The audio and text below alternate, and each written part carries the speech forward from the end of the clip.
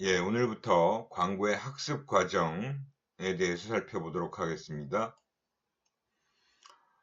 우선 이 학습 과정이라는 것은 광고에 있어서 학습의 원리가 어떻게 적용되는지, 그래서 일단 기본적인 학습 이론에는 어떤 것들이 있고 그 이론들의 내용이 뭔지는 먼저 살펴보도록 할 거고요.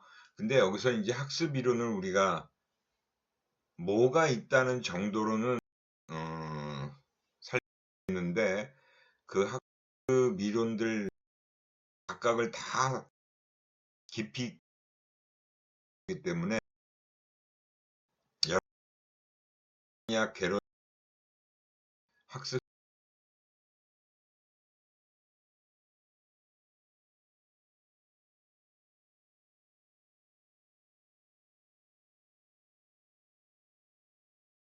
전공하지 않은 타 전공 학생들은 좀 참고로 그런 책들 찾아보시는 게 좋을 일단 학습 개념하고요.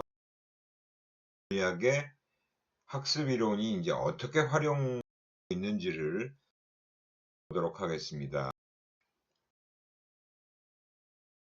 전반 목차를 학습의 원리 이렇게 큰 행동학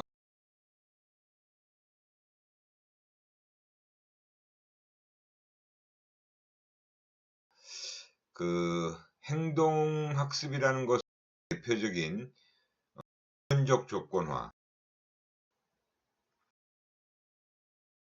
조건화 할 겁니다. 가지가 가장 어떻게 보면 대표적인 라고 하는 변화가 이루어질 얘기하는 거예요. 그리고 이제 마지막에 이제 사회학습이라고 하는 부분을 살펴볼 텐데 이거는 흔히 우리가 일반적으로 잘 알고 있는 내용입니다. 뭐 모방학습이다 또는 대리학습, 관찰학습 이렇게 얘기하는 내용으로 구성되어 있다라고 보시면 돼요. 그래서 우리가 여기서 반드시 알아야 될 내용은 이 학습 원리가 광고에 어떻게 적용되는지를 여러분들이 잘 이해하는 게 주된 목적이라고 보시면 됩니다. 우선 첫 번째 이제 학습의 원리를 좀 살펴보도록 할 겁니다. 과연 학습이라는 게 뭐냐? 여기서 우리 특히 심리학에서의 학습이라는 것의 의미는 변화를 얘기하는 겁니다. 이 학습이라는 게 심리학에서의 학습은 바로 변화를 나타내는 거예요. 우리가 보통 일반적으로 그냥 학습한다라 그러면 스터디를 떠올리죠. 스터디. 근데 여기서는 스터디하고 전혀 상관이 없어요. 물론 스터디도 뭐 몰랐던 거를 알게 되니까 이제 변화되는 되는 것이라고 보면 학습이 변화의 모습을 보여주고 있는 건 뭐 동일한 학습이라고 볼 수 있죠. 그래서 우리가 이제 여기서의 학습은 러닝이라고 보시면 돼요. 그래서 한 귀로 듣고 한 귀로 흘린다라는 우리 속담이 있죠. 근데 그거는 일시적인 거예요. 일시적. 그냥 잠깐 동안 한 귀로 듣고 한 귀로 흘린다. 일시적인 현상을 얘기하는 거죠. 그리고 이제 약물이나 질병으로 인한 행동의 변화를 가져올 수가 있어요. 그죠? 내가 어떤 약물을 통해서 어떤 상태에서 어떤 상태로의 변화가 일어나죠. 근데 그거는 학습이라고 하지 않습니다. 그건 학습이 일어났다라고 보지 않아요. 약물에 의해서 변화가 생긴 거죠. 또 병이 걸려서 질병으로 인한 행동의 변화도 학습이 아닙니다. 그러니까 여기서 우리가 얘기하는 학습이라는 것은 경험이나 훈련의 결과로 일어나는 행동상의 비교적 영속적인 변화를 얘기하는 거예요. 비교적 영속적인 변화. 그러니까 한번 변하면 영구적으로 지속된다라는 거죠. 그죠? 그러니까 일시적인 변화를 학습이라고 보지 않아요. 그러나 학습된 것이 항상 행동적으로 수행되는 것은 아니다. 이런 경우를 뭐라 그럴까요? 우리가 잠재되어 있다가 나도 모르게 어떤 상황에서 행동으로 유발되는, 행동으로 나타나는 경우가 있죠. 그건 잠재된 것이에요. 잠재학습이겠죠, 그거는. 그래서 이제 학습이라는 것에 우리 심리학적인 정의는 과거 경험의 결과로 생긴 행동 또는 정신 과정상의 비교적 영속적인 변화다. 이게 이제 우리 심리학에서의 학습에 대한 정의라고 보시면 돼요. 가장 단순한 학습 유형을 두 사건 간의 연관성을 학습하는 것이에요. 그래서 그거를 우리가 연합이라고 합니다. 연합. 뭐 연결시킨다라고 볼 수도 있고요. association이라고 용어를 사용하고 있죠. 그래서 한 사건과 다른 한 사건을 연합시키는 거, 연결시키는 거, 이게 바로 학습의 가장 기본적인 원리라고 보시면 돼요. 이 심리학에서의 학습이라는 원리가 광고에 어떻게 적용되느냐. 그래서 광고 심리학에서의 학습은 뭘 얘기하느냐 하는 부분인데, 어떤 대상에 대해서 기존에 가지고 있지 않았던 새로운 가치나 새로운 행동을 심어주는 과정이다. 그게 사실은 이제 광고가 하는 역할이잖아요. 그죠? 생각지 못했던 거, 기존에 가지고 있지 않았던 새로운 가치나 행동을 심어주는 과정이 바로 이제 학습이에요. 경험에 의해서 비교적 영속적으로 나타나는 행동상의 변화. 이런 부분을 또 역시 광고가 일부 역할을 하고 있죠. 그죠? 그래서 근데 이 경험이라는 게 소비자, 학습자가 직접 겪지 않고 관찰과 또는 간접적 또는 대리적인 방법으로도 가능하다라는 것입니다. 이 경험이라는 게 꼭 내가 직접 경험하지 않아도 우리가 그냥 TV를 통해서 간접 경험하는 것도 사실은 학습이 일어나죠. 그게 학습되어진다는 겁니다. 그게 이제 사회적 학습, 사회학습, 관찰학습, 모방학습이라는 것이잖아요. 그죠? 광고에서 학습이라는 것은 소비자들의 의식이나 생각과는 상관없이 어떤 행동이 저절로 일어날 수 있게 만든다는 거예요.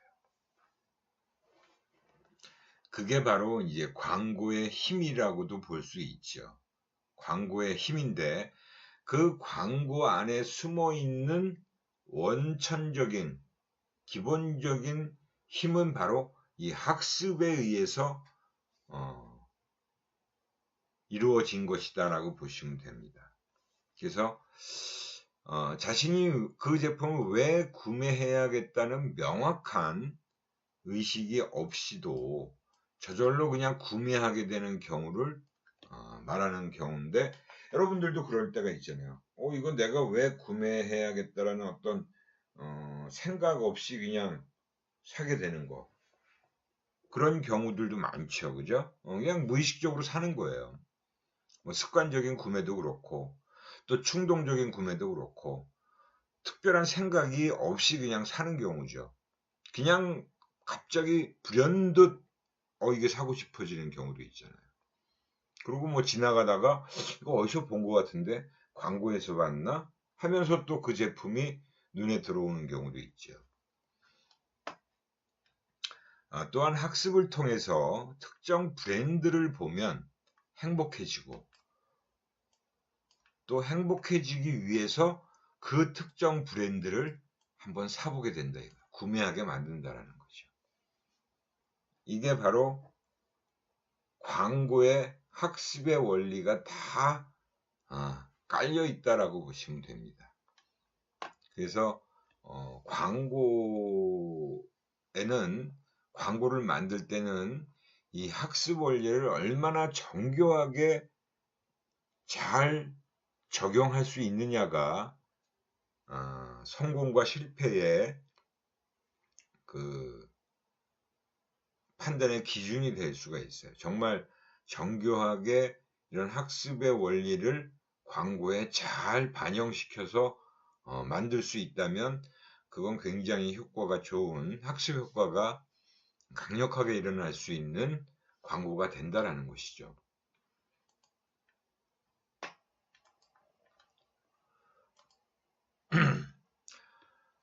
그래서 이제 우리가 학습의 원리에서 여기서 이제 러닝이다라고 아까 말씀드렸잖아요. 학습, 러닝이다. 학습, 러닝. 경험이나 정보의 노출로 나타나는 행동의 변화입니다. 변화가 바로 일어나야 돼요. 학습이라는 것은 어떤 상태에서 어떤 상태로 변화되는 거예요. 경험이나 정보의 노출로 나타나는. 개인이 처한 환경에서 목표 지향적인 행동들을 할 수 있게 하는 적응 과정이다라고 할 수 있는 겁니다. 학습에서 광고는 소비자로 하여금 상표에 관한 지식을 습득하게 하는 정보 메시지로서 역할을 한다. 당연히 이제 그 광고에서 제시하는 여러 가지 내용들, 그게 바로 그 상표에 관한 지식을 학습하게 만들어 주는 거죠. 정보 메시지로서의 역할을 하는 거죠. 그래서 이 학습에는 이 세 가지로 크게 나눈다라고 볼 수 있죠. 행동학습. 그리고 이 행동학습이라는 게 앞에서 얘기한 그 고전적 조건 형성, 조작적 조건 형성을 얘기하는 거예요. 행동학습이라는 게. 그리고 인지학습. 그 다음에 사회학습. 이렇게 세 가지 유형으로 우리가 이제 구분을 하고 있습니다. 근데 이제 학습 이론에서 이 유형별로 각각 학습 이론들이 또 등장을 하게 되겠죠. 행동학습과 관련된 내용은 학습이 외부 자극에 대한 반응의 결과로 나타난다라고 가정을 하고 있는 거예요. 그러니까 어떤 외부 자극이 작용을 해서 그거에 반응을 보이게 되는 거. 그게 이제 학습을 일으키는 작동되는 원리다라고 보시면 돼요. 대표적인 게 이제 고전적 조건화라고 하는 겁니다. 고전적 조건화. 우리는 이건 우리 심리학을 배우는 학생들은 당연히 다 알고 있는 용어죠. 고전적 조건 형성, 고전 조건화. 클래시컬 컨디셔닝이라고 하는 거예요. 좋은 반응을 일으키는 모델, 음악과 브랜드를 연합시킨다. 쫙 지워진다. 쫙 지워져서 연결시킨다. 연합시킨다라고 하는 겁니다. 그래서 그것이 소비자에게 학습되어지도록 만드는 역할을 해준다라는 거예요. 광고에서. 조작적 조건화라는 것도 연합학습, 행동학습이라고 할 수 있고, 어떤 소비 행동이 그 행동을 보임으로써 그 행동에 따르는 보상이나 처벌을 일으키게 되는 거죠. 그러니까 어떤 행동을 했는데 내가 보상을 받으면 그 행동은 강화가 되는 거죠. 그죠? 계속 더 자주 빈번하게 일어날 수 있어요. 근데 어떤 행동을 했을 때 처벌을 받으면 그거는 더 이상 하지 않으려고 하겠죠. 그게 학습되어지는 거예요. 그죠? 그거를 학습하게 되는 겁니다. 그래서 학습을 통한 피드백이 향후 소비 행동의 발생에도 영향을 미친다라고 보고 있는 겁니다. 이제 뒤에 다시 좀 더 상세하게 살펴볼 거고요. 그 다음에 이제 인지학습이라는 거는 또 역시 우리가 인지심리학에서 얘기하는 부분이죠. 유기체의 내적인 인지기제의 역할을 강조합니다. 학습이 이루어지는 과정을 유기체의 내적인 인지기제의 역할이라고 보는 거예요. 소비자는 제품 정보를 습득, 처리하고 기존의 지식과 신념에 통합하는 능동적 학습 과정을 거친다. 우리가 이 행동학습이라는 것에서는 사실은 고전적 조건 형성도 그렇고 조작적 조건 형성도 그렇고 사실은 나도 모르게 우리가 무의식적인 부분이 많이 작용을 해요. 근데 인지학습은 그런 수동적인 형태의 학습을 얘기하는 것이 아니라 능동적인 형태의 학습 과정을 얘기하는 게 바로 인지학습입니다. 잠재적으로 강화에 대한 이제 기대라는 것이 형성돼요. 그리고 동기도 작동을 시키게 되죠. 강화에 대한. 내가 이렇게 하면 강화가 따라올 것이다 라고 기대, 익스펙테이션을 형성하게 되죠. 그런 게 바로 이제 학습되어지는 과정에서 나타난다라고 보는 거예요. 그 다음에 사회학습은 다른 사람의 행동을 모방하거나 관찰함으로써 학습이 이루어집니다. 우리가 어렸을 때는 그 어른이 하는 행동을, 아빠나 엄마가 하는 행동을 따라하죠, 아이들은. 그죠? 그래서 우리 속담에도 애들 앞에서는 숭늉도 못 마신다. 이런 얘기들을 또 하잖아요. 그죠? 그러니까 그게 바로 모방학습이에요. 관찰학습이고. 그래서 이제 TV에서 나오는 사람의 어떤 그 범죄 행위를 보고 따라하게 되면 모방범죄라는 말을 쓰죠. 그죠? 그것도 이제 학습되어진 거죠. 그래서 관찰학습, 대리학습은 이제 바이캐리어스 러닝이다 라고 얘기하는 거고, 모델링, 모델학습, 모방학습이라고 하는 거죠. 아동이 TV에서 본 폭력적인 행동을 그대로 따라하는 거, 모방하는 것을 사회학습이다라고 얘기합니다. 그래서 이렇게 이제 학습에 어떻게 보면 범주를 이렇게 세 가지로 크게 나누어서 얘기하고 있고요. 하나하나에 따르는 이제 이론들이 또 구분되어지죠. 우선 행동학습의 이제 가장 대표적인 고전적 조건 형성, 고전 조건화라고 하는 클래시컬 컨디셔닝에 대해서 먼저 살펴보겠습니다. 이게 이제 원래는 파블로프의 개에 대한 실험을 통해서 이루어지죠. 파블로프의 개 실험이 바로 이 고전적 조건 형성이라는 학습 이론을 처음으로 발견했다라고 할까요? 이론을 아무튼 제시한 사람이 파블로프예요. 그 러시아의 생리학자이자 의학자인 사람이 바로 이 학습 원리를 발견해내는 겁니다. 그래서 이제 개한테 먹이라는 건 뭐예요? 고기 덩어리겠죠. 그죠? 근데 그거는 개는 이 고기 덩어리를 보면 무조건 침을 흘리죠. 무조건 침샘에 고이게 돼 있어요. 우리 사람도 그렇잖아요.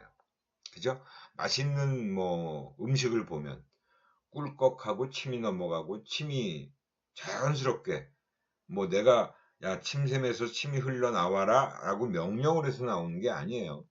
무조건 본능적으로 나오게 돼 있습니다. 그걸 무조건 자극이라고 해요. 무조건 자극. 그죠? 무조건 자극이에요. 그게. 그리고 그 무조건 자극인 먹이, 고깃덩어리에 의해서 침 흘림 반응이 나타나는 걸 무조건 반응이라고 하는 거죠. 근데 우연히 이 파블로프가 이 무조건 자극인 먹이를 그 개 앞에 제시를 하면서 전혀 종소리 같은 거는 개가 들어도 침을 흘리는 게 아니죠. 그냥 종소리 들었을 때 개는 아무런 반응이 없어요. 중립적인 자극이에요. 그래서 이걸 중립적인 자극이라고 하는 종소리를 울려줍니다. 고깃덩어리인 먹이를 제시하면서 중립자극인 종소리, 아무런 반응을 보이지 않는 자극이 바로 중립자극이에요. 그래서 그 종소리를 울려주고 뭐 무조건 자극인 먹이, 고깃덩어리를 당연히 개가 보니까 이때도 역시 무조건 반응을 또 그대로 보이겠죠. 침 흘리는 반응이에요. 그죠? 침 흘린 반응이 나타납니다. 근데 그걸 여러 번 반복하고 났다가 이제는 먹이는 제시하지 않아요. 그래서 고깃덩어리를 개 앞에 내놓지 않은 상태에서 그냥 종소리만 울려주는 거예요. 조건 자극이었던 종소리만 울려줬더니 종소리를 울렸는데도 개가 침을 흘려요. 이게 어떻게 된 거냐. 먹이는 지금 보여주지도 않았어요. 고깃덩어리는 아예 보여주지도 않은 상태에서 종소리만 딸랑딸랑 울려줬는데 그때 개가 침을 흘리는 반응은 바로 조건화된 반응이다. 그죠? 조건화된 반응이에요. 무조건 자극과 짝지어진 종소리. 그 조건 자극이 결국은 무조건 자극으로의 역할을 하면서 침 흘리는 반응이 나타납니다. 그러니까 종소리만 듣고도 침 흘리는 반응은 조건 반응이죠. 그죠? 이게 바로 뭐 별거 아닌 것 같지만 대단한 발견이고 학습 이론으로서는 아주 획기적인 정말 새로운 우리 심리학의 이 학습 이론을 맨 처음으로 이렇게 해서 얘기한 사람이 파블로프라는 학자예요. 정말 대단한 거죠. 이 파블로프의 이 개 실험은 원래는 침샘 연구를 하려고 생리학자이기 때문에 연구실에서 침샘 연구를 하기 위해서 시작한 연구입니다. 그런 실험을 이제 세팅을 해놓고 한 거예요. 근데 이게 바로 우리 학습 심리학의 가장 기본이 되는 이론으로서 고전적 조건 형성이다라는 원리가 여기서 등장을 하게 됩니다. 그래서 우리는 이런 고전적 조건 형성의 원리인 파블로프의 실험 그 원리를 소비자 행동에다가 그대로 또 적용을 할 수가 있잖아요. 소비자 행동에다가. 광고에다가 그대로 적용을 하는 겁니다. 보통 우리가 일반적으로 멋진 배경이나 즐거운 음악을 들으면 어때요? 기분이 좋아진다는 건 뭐 누구나가 대부분 다 그렇잖아요. 그죠? 즐거운 음악을 듣고 그러면 멋진 배경이 보이면 기분이 좋아져요. 그거는 뭐 어떤 조건이 있어서가 아니라 그냥 무조건 대다수의 많은 사람들이 무조건 반응을 보이죠. 기분 좋은 무조건 반응을 보여요. 그죠? 근데 이러한 그 무조건 자극인 즐거운 음악이나 멋진 배경과 함께 중립자극이었던 아무런 반응도 보이지 않는 어떤 제품이나 브랜드, 뭐 어떤 제품일 수도 있고 브랜드가 될 수도 있는 그것을 계속 짝지워주는 거예요. 즉 멋진 배경에다가 그 제품을 딱하니 갖다 놔요. 멋진 배경과 어울리게끔. 그리고 즐거운 음악도 같이 백그라운드 뮤직이다, BGM이다 라고 해서 거기에 같이 음악도 들려줍니다. 그래서 우리가 CM송이다, 그죠? CF에 나오는 음악이다. 그래서 CM송으로도 꽤 많은 사람들에게서 회자되는 노래들이 꽤 많죠. 그죠? 요즘은 그렇게 CM송이라는 게 별로 그렇게 두각을 나타내지는 않아요. 근데 예전에는 광고에 그런 CM송이 곁들여진 광고가 굉장히 많았어요. 지금은 거의 팔지 않는 음료일 거예요. 근데 그런 음료 관련된 광고에서도 CM송이 꽤 유명한 게 있었습니다. 아무튼 그래서 이제 이런 즐거운 음악이나 멋진 배경과 함께 중립자극인 제품을 짝지어 주면 기분 좋은 반응이 나타나는 거는 그 즐거운 음악이나 멋진 배경 때문에 즐거운 기분 좋음이 나타나요. 그것도 역시 무조건 반응이죠. 그때는. 근데 이제는 그런 광고 제시하지 않은 상태에서 조건 자극인 제품을 딱 제시했는데 그 제품을 보니까 그 음악이 생각나고 그 멋진 배경이 떠올라요. 그죠? 그러니까 그게 결국은 기분 좋은 반응을 일으키더라는 거예요. 그 제품이. 그건 바로 조건 반응이죠. 조건 자극에 의한 반응이에요. 이게 바로 이 고전적 조건 형성의 원리가 그대로 광고에 적용된 예들인데 우리가 일반적으로 지금 만들어진 광고들을 접하고 있는 광고들 중에 아마도 거의 모든 광고가 다 이 원리를 다 이용하고 있다라고 보시면 됩니다.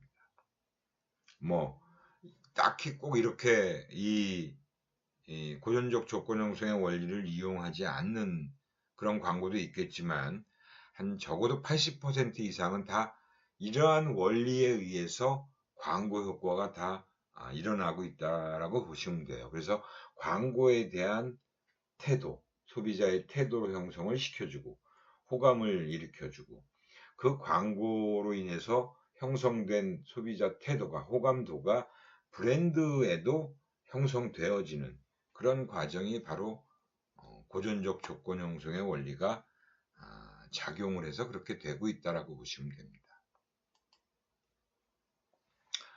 그죠? 우리 그 파블로프의 개 실험에서 1단계는 바로 음식, 고기 덩어리였죠. 무조건 자극에 의해서 무조건 반응이 일어나는 1단계. 또 음식 무조건 자극을 제시하면서 종소리를 울려주는 건 바로 조건 자극이었어요. 그래서 또 그때 나타나는 침 흘린 반응은 또 역시 무조건 반응, 고기 덩어리를 보고 흘리는 반응이었죠. 근데 음식을 제시하지 않고 고기 덩어리를 제시하지 않고 종소리만 울려줬는데도 걔는 침을 흘려요. 이게 바로 조건 반응이다. 광고에 그대로 적용한 예가 우리 교재에도 요 아웃백 스테이크 광고에 대한 내용 설명을 해놨습니다. 그죠? 이게 다 그 메뉴와 관련된 것들을 연상시키는 이런 장면들을 보여줘요. 그래서 그러면 그 아웃백 스테이크의 메뉴들이 거기서 연결되고 떠오르게 되고 생각나서 아웃백을 찾게 된다라고 하는 거죠. 그게 광고에 적용한 겁니다. 일단 모델 같은 경우 우리가 일반적으로 좋아하는 모델들이 있죠. 물론 모든 사람이 다 좋아하지는 않을 수 있어요. 근데 내가 좋아하는 모델이 무조건 자극이에요. 그죠? 보통 모델을 그래서 유명 모델을 쓰는 이유가 많은 사람들이 좋아하니까 호감을 가지고 있으니까 쓰는 거잖아요. 그 모델을 보면 호의적인 평가가 일어나고 기분 좋아요. 무조건 반응이죠. 근데 그 모델과 상표를 또 짝지어 주는 거죠. 광고를 통해서. 그죠? 어떤 모델이 등장하고 거기에 브랜드, 그죠? 그 모델이 그 브랜드의 어떤 제품을 사용하면서 이거 참 좋아요. 그죠? 그런 얘기를 하면 그것을 계속적으로 보여주면 결국은 또 역시 그 모델에 의해서 무조건 반응인 호의적인 평가가 이루어지고요. 나중에 이제 그 모델이 안 보이고 상표만 보더라도 호의적인 평가가 일어나더라는 거예요. 그건 조건 반응이죠. 이렇게 많은 광고들이 이 기본적인 고전적 조건 형성의 원리에 의해서 만들어져 왔고 지금도 만들어지고 있다라고 보시면 됩니다. 충분히 여러분들 이해가 되시죠? 광고에 이런 것들이 적용되고 있다라는 것이 많은 광고들 한번 보시면 다 그게 생각나실 거예요. 이 원리가 적용되고 있다라는 것이 충분히 이해가 되실 겁니다. 뭐 고전적 조건화의 어떤 실증적인 연구를 한 학자들도 꽤 많습니다. 그래서 거언이라는 학자가 1982년도니까 꽤나 오래되죠. 제가 대학 다닐 때니까 그 고전적 조건화를 소비자 행동에 적용했던 연구예요. 실제로 실험을 통해서 이런가. 그래서 이제 함께 제시된 볼펜, 좋아하는 음악과, 그죠? 그 다음에 싫어하는 음악이 있어요. 그래서 좋아하는 음악과 함께 제시된 볼펜을 선택하는 사람들이 꽤 많잖아요. 그죠? 근데 싫어하는 음악과 함께 제시되지 않은 볼펜을 선택하는 사람들이 그러니까 함께 제시되지 않은 볼펜, 그 좋아하는 음악과 싫어하는 음악과 함께 제시되면 선택하는, 좋아하는 음악과 제시된 거는 선택하는 사람들이 이만큼 많고요. 그 다음에 싫어하는 음악과 함께 제시된 볼펜은 선택 안 한다는 거죠.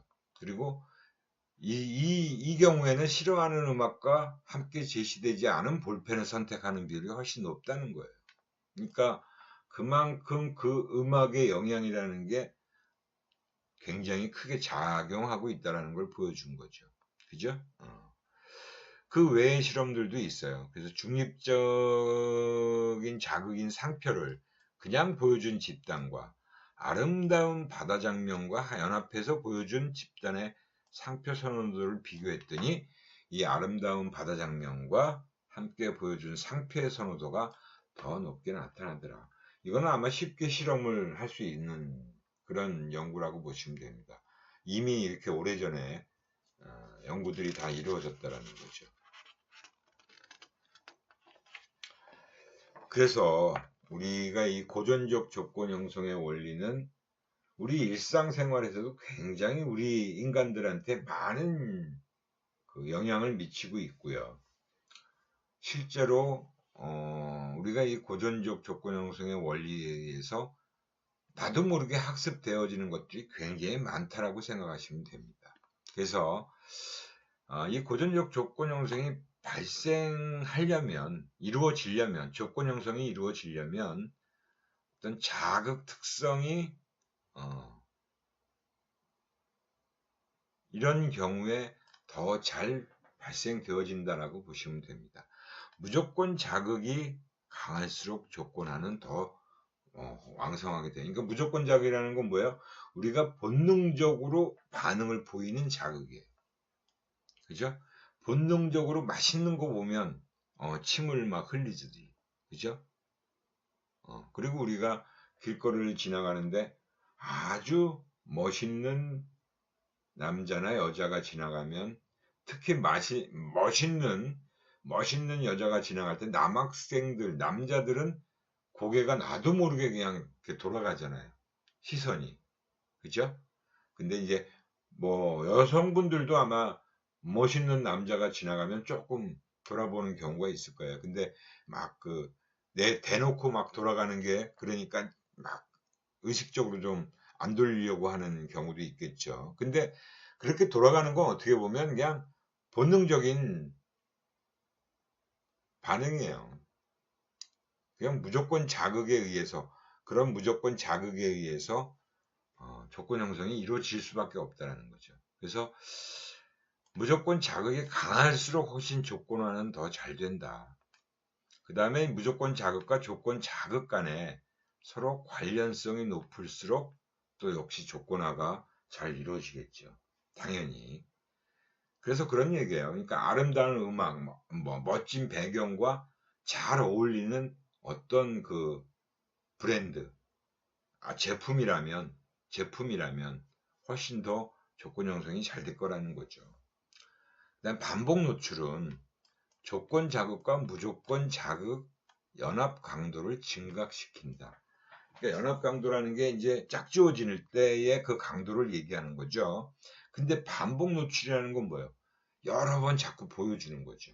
그래서 반복 노출이 계속 이루어지면 이루어질수록 연합 강도는 증가될 수밖에 없겠죠.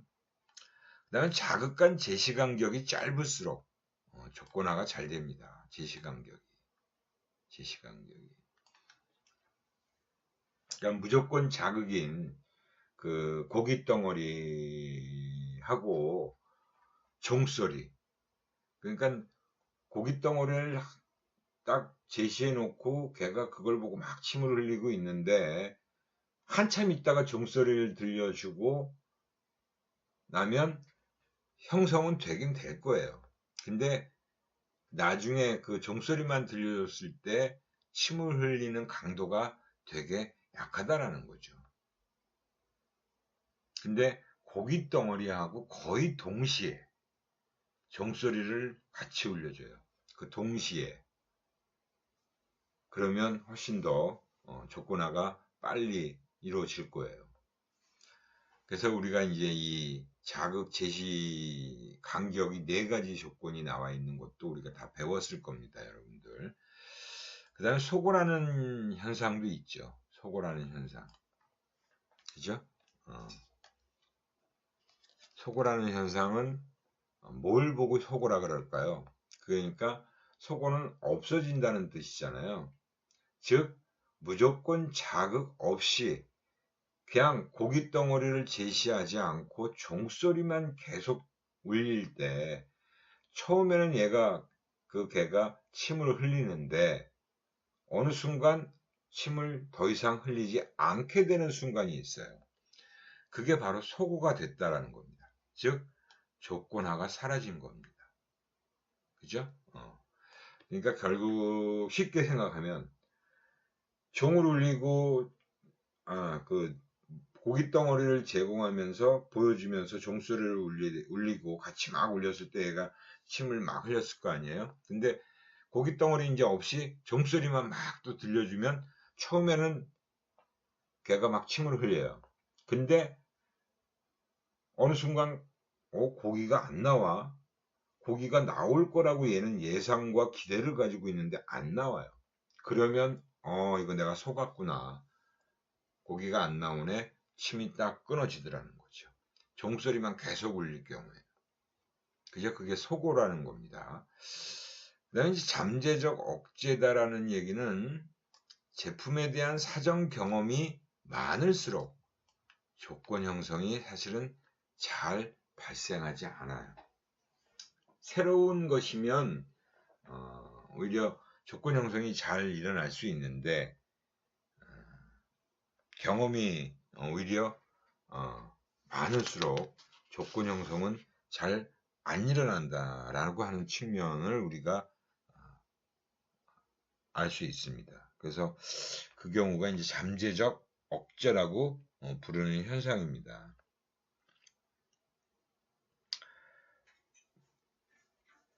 조건 형성이 일어나기 전에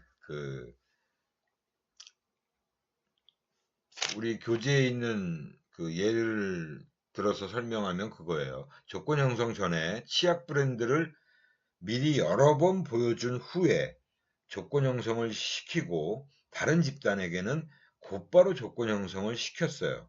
그러면 노출 집단의 치약 브랜드에 대한 선호도는 통제 집단의 선호도보다 낮았다라는 겁니다. 그죠? 미리 사전에 그런 거를 접한 사람들에 대한 그 선호도가 아무래도 그 기존 제품보다는 신제품의 경우에서 더 효과적인 형성이 일어나더라는 거예요. 더 효과적으로 작용하더라는 거죠. 그건 아마 여러분들이 다 경험해 본 것일 수가 있어요. 익숙하고, 그죠? 어떤 새로운 자극에 대해서는 호기심과 뉴니스라는 거에 대한 신기함이라는 것 때문에 조건 형성이 더 잘 일어날 수가 있습니다. 더 거기에 이제 신경을 많이 쓰는 부분이 있잖아요. 근데 사전 경험이 많을수록 오히려 조건 형성은 잘 발생하지 않아. 이미 내가 익숙해져 있는 경우에는, 그죠? 그 다음에 이제 소비자 특성도 좀 살펴볼 필요가 있겠죠. 그래서 광고에 사용되는 무조건 자극은 소비자의 욕구 특성과 관련이 있어야 된다. 그러니까 아까도 얘기했지만 본능적으로 우리가 반응을 보이는 자극을 사용하는 것이 가장 좋아요.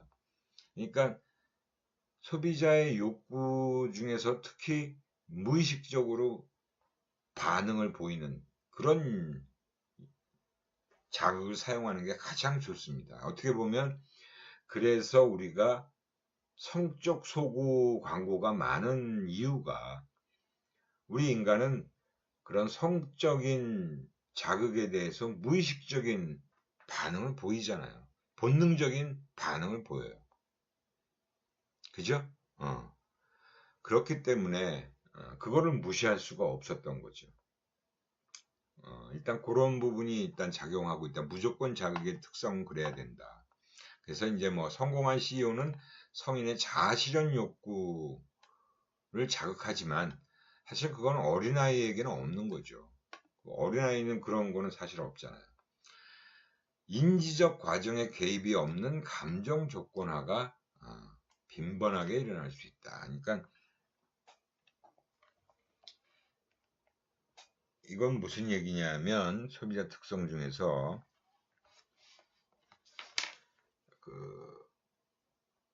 인지적인 과정에 개입이 없는 건 뭘 얘기하냐면 광고는 대부분 그 소비자의 의도와 상관없이, 그죠?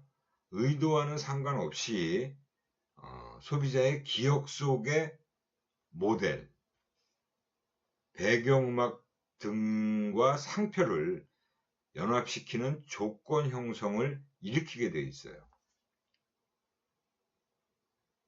소비자가 의도한 바가 아닌 거라는 거죠. 그러니까 거기에는 인지적 과정의 개입이 작용되지 않았던 겁니다. 그냥 바로 감정적인 조건 형성이 일어나고 있는 게 다반사다라고 보시면 돼요. 그게 일반적이다라고 보시는 거죠. 그러니까 인지적인 건 뭐예요? 생각하고 내가 이게 좋은가 싫은가 뭐 이런 것들을 판단하고 처리하고 막 그런 과정이 인지적인 과정이잖아요. 그런 인지적인 과정에 개입이 안 된 상태로 그냥 감정 조건화가 일어나는 것이다라고 보시면 되죠. 또 이제 마지막으로 소비자 관여가 낮을 때 더 효과적으로 형성된다. 이것 또한 마찬가지예요. 관여도가 낮은 경우가 우리가 그냥 별 생각 없이, 그죠? 막 그거에 내가 중요하니까 막 신경 써서 뭔가 적극적으로 능동적으로 처리하려고 하는 그런 상태에서는 오히려 효과가 발휘가 되지 않아요. 그래서 저관여일 때 훨씬 효과적으로 작용한다라고 보시면 됩니다.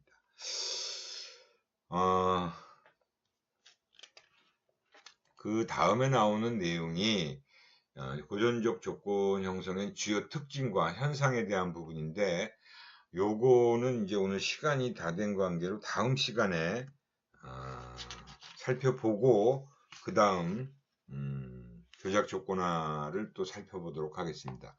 예, 또 질문 사항이 있으시면 질문 코너에 좀 올려주시기 바라요. 그러니까 쪽지를 대부분 학생들이 이제 자꾸 하는 것 같은데 쪽지보다 이제 질문 코너에 등록을 해주시는 게 좋습니다. 그래서 뭐 다른 학생들도 뭐 그 질문 내용을 또 볼 수도 있고요. 답변 내용하고 함께. 그러니까 그 질문을 그렇게 해서 좀 올려주시면 제가 답변을 드리도록 하겠습니다. 예, 오늘 수고하셨고요. 다음 시간에 또 뵙겠습니다. 예, 여기서 마치겠습니다.